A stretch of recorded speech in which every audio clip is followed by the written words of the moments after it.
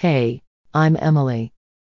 I always thought Mark and I had the kind of relationship you only read about in romance novels.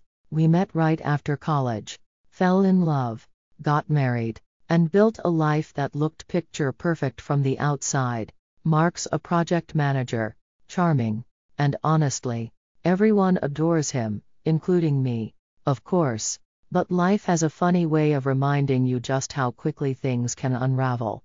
We were celebrating our 5th wedding anniversary, and I wanted it to be unforgettable. So, I planned this amazing trip to a dreamy beach resort I'd been eyeing for months: white sands, crystal clear water, the whole deal. Mark seemed thrilled, or at least, I thought he was. But then, little things started to pop up. He began taking phone calls in another room, texting more than usual. "It's just work, he'd say. But something felt off. "Girl, you're overthinking it. Relax. It's probably nothing." Lisa, my best friend since forever, told me when I called her about it. She's always been the no-nonsense type, tells it like it is without any sugarcoating. Then there was Tom, Mark's colleague, who would occasionally drop hints that Mark had been super stressed out lately.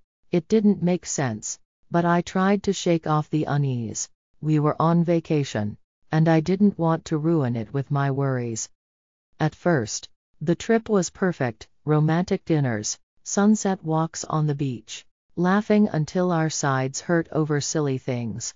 It felt like we were reconnecting. One evening, Mark said he was going to the bar to grab us some drinks.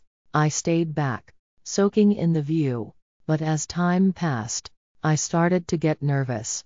When he didn't return, I decided to go check on him.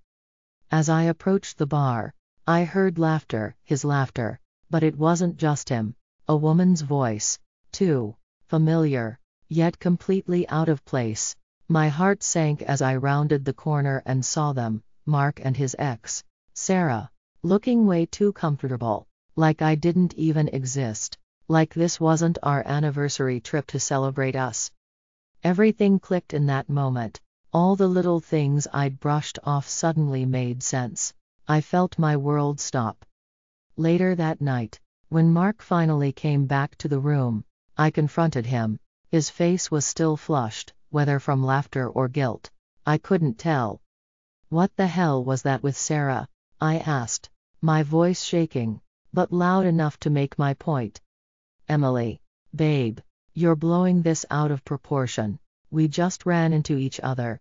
It's nothing," he said, his voice too calm, his smile clearly forced. "Overreacting? Don't treat me like I'm stupid, Mark. I'm not blind. Seriously, you're being paranoid. She's just an old friend." He reached out to hug me, but I pushed him away, fury building up inside. That night, I couldn't sleep. His words kept replaying in my head: paranoid, overreacting, but I knew what I saw. I needed to talk to someone who would actually understand. So I called Lisa. It was late, but she picked up on the first ring. "Lisa, I saw him, with Sarah. They were too close." "Emily, breathe.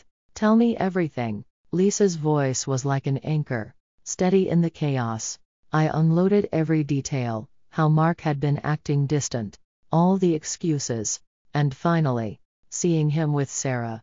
Lisa listened quietly before speaking. It's time to think about your next move, strategically. This isn't just about what happened tonight. This is about your life." "Strategically? What do you mean?"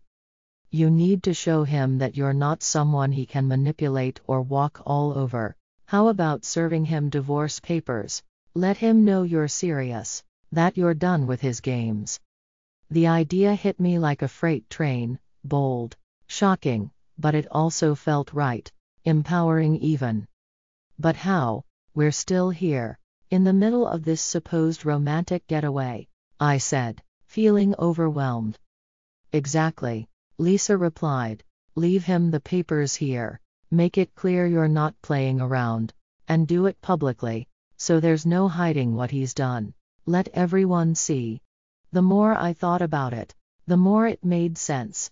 With Lisa's help, we drafted the divorce papers online that night.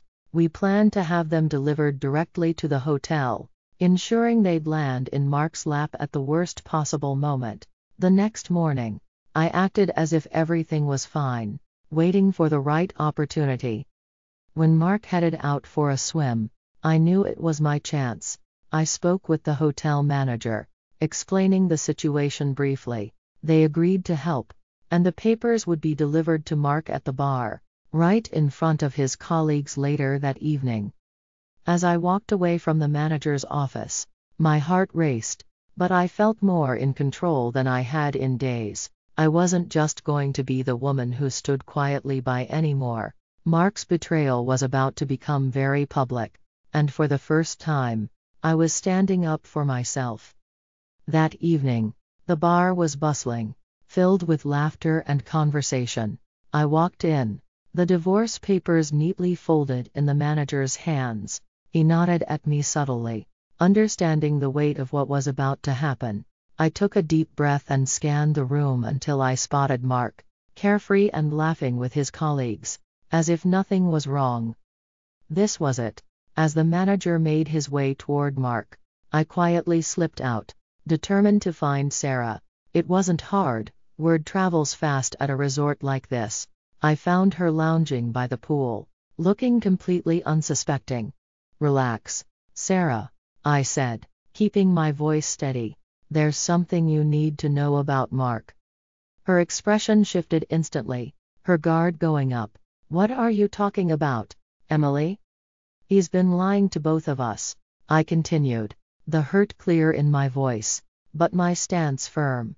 "I just served him divorce papers. I saw you two at the bar." The color drained from her face as she tried to process my words.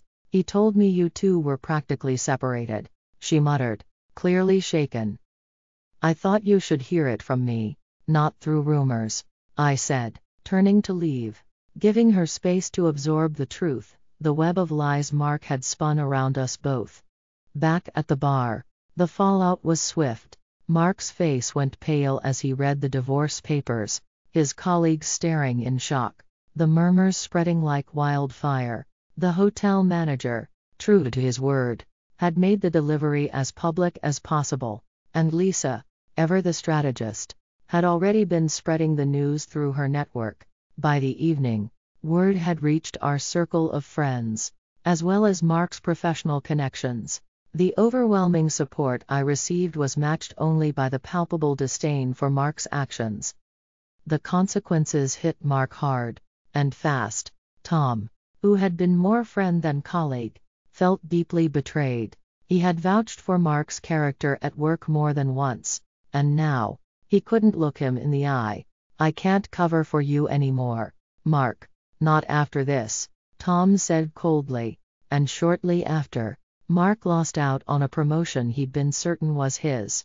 His professional life, like his personal one, began to crumble. As for me, I took this as a sign to start fresh. I left the job where Mark and I had met and joined a new company.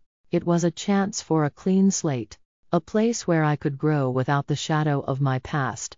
My new colleagues were supportive, and I quickly rose through the ranks, my determination fueled by the freedom of no longer being tied to Mark's deceit. Life had thrown me a curveball, but I caught it and ran with it. Standing on firmer ground, I didn't look back with regret but with understanding. What I had gone through wasn't the end, it was the beginning of something new.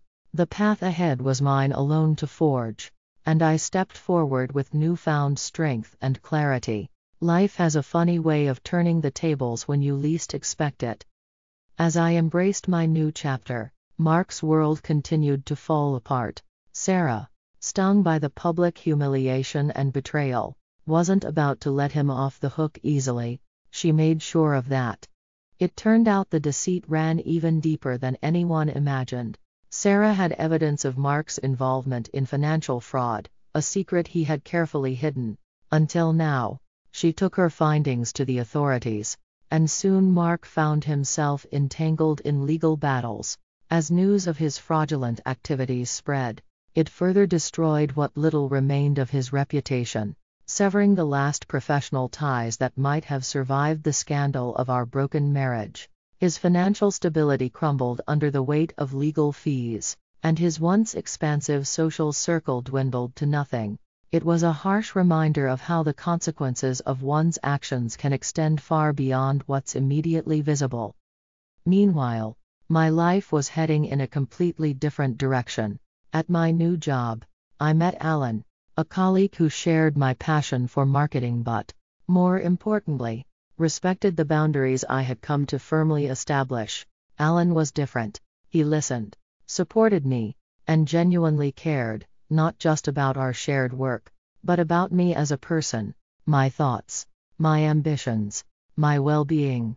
It was refreshing and invigorating to be with someone who valued me for who I was, not just for what I could offer.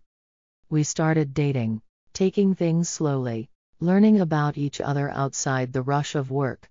Alan had a way of making me feel seen, something I hadn't realized I was missing until now. It was a healthy, nurturing relationship that grew from mutual respect and understanding, a stark contrast to what I had lived through with Mark.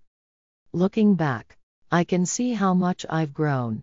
The pain of betrayal had been overwhelming, like a fire I feared might consume me, but instead of letting it destroy me, I used it to forge a new path, one that led to self-discovery and a deeper understanding of my own strength and worth. Mark's downfall, while sad, was a necessary chapter in my life. It was a harsh lesson in the consequences of deceit and the importance of integrity. Now, I stand stronger, more sure of myself, and ready to move forward with clarity and confidence. These were lessons I'd carry with me, but not dwell on. While Mark faced isolation and financial ruin, I found solidarity and success. This journey taught me more than I could have imagined, about resilience, the importance of standing up for oneself, and the incredible power of starting over. Moving forward with Alan by my side and a career that's flourishing, I've come to truly understand the value of my voice and the strength of my spirit. Life is unpredictable, but with every challenge comes an opportunity to learn and grow I did, beyond what I ever thought possible. And that brings us to the end of Emily's journey, from betrayal to triumph. Now, I'd love to hear from you. How do you think you would handle a similar situation if you found yourself in Emily's shoes? Would you choose public exposure, or take a different approach to confronting deceit? Drop your thoughts and experiences in the comments below, and let's start a conversation. If you enjoyed this story, don't forget to hit that like button and subscribe for more. Your support helps us bring more stories like this to light.